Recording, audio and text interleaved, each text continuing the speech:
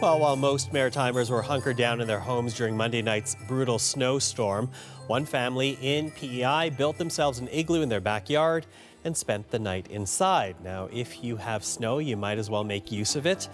At least that is the thinking here. And with winter far from over, the Lewis family are hoping they'll be able to make further use of their home away from home.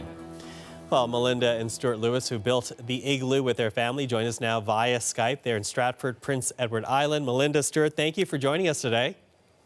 Hi, thanks for having us. Well, I just love this story, but I have to ask, because, you know, quite frankly, if it were me and there was a snowstorm, the last thing I'd want to do is sleep outside. What gave you this idea to live in an igloo for a night?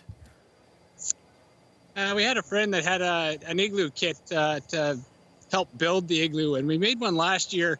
It didn't last very long. So this year, when we heard there was a bunch of storms coming, we thought we'd get one built so that it would last a little longer. We could enjoy it for a good chunk of the winter. Well, I understand the igloo's right behind you. I'm going to ask you, Stuart, to describe just how big this igloo really is and how long it took you and your family to build it. It's 11 feet in diameter at the bottom, and it's about 5 feet high.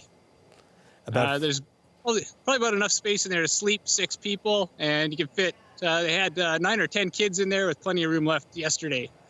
9 or 10 kids? Not all your own, I assume. No, the whole neighborhood was over. Okay. I was going to say, Melissa, I would say, no, I'm staying in after 9 kids. Thank you. You know, that said, what did you think of this idea of sleeping in the igloo for the night, Melinda?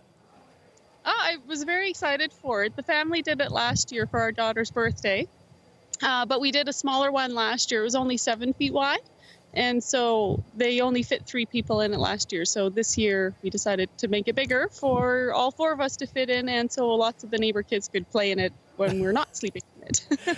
And how was it? Like, there's a storm outside you, blowing outside the igloo. What was it like to actually be in there, Melinda, during the storm itself? It's very peaceful inside the igloo. The hardest part was getting to the igloo with all of our stuff, just when the wind is blowing at you. But once you're inside there, you wouldn't know that there's any storm going on outside. Really? And what do you think of it, Stuart? It's fantastic. It's very peaceful and quiet in there. And like Melinda said, you don't even know the storm's going on. You can just talk and hang out, and you're oblivious to what's going on outside. Were you ever worried about, say, something like structural support? Were you worried that it might collapse on you while you're sleeping out there? Not at all. No, the structure of the igloo, once you get it built, it all presses in against each other. So it's very, very rigid, very strong. Okay. And how warm was it inside? It was probably about around 0 degrees. And we were about -8 outside at the time, I think. Okay. And did you find that comfortable, Melinda? Yeah, it was. It was. We didn't have to dress in full winter gear or anything like that to sleep. We just had our regular sleeping bags and our thermarest sleeping pads. And yeah, it was good.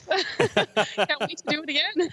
Well, and I was going to ask that question because there's another winter storm warning that is in effect right now. Do you think you and your family will go back in there and spend the night? Well, good chance of it. If we think that school won't be on tomorrow, then we probably will give it another go. Okay. And what about your kids? Do they think you're pretty cool for doing this? Oh, they love it. They do. They love very excited. They're always very excited to get outside and do anything like this. Well, I have to say you're very Canadian. Well, listen, congratulations to you guys for successfully building that igloo, having the whole neighborhood in there. Actually, before I let you go, have you been given gifts by all your neighbor parents for taking their kids for the night?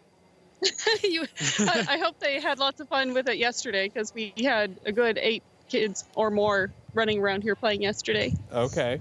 Well, perhaps if they're watching this interview, they might, make you some cookies or something to say thank you for taking in all the kids. Okay, Melinda, Stuart, thank you so much to the two of you. Thank you. Thank you.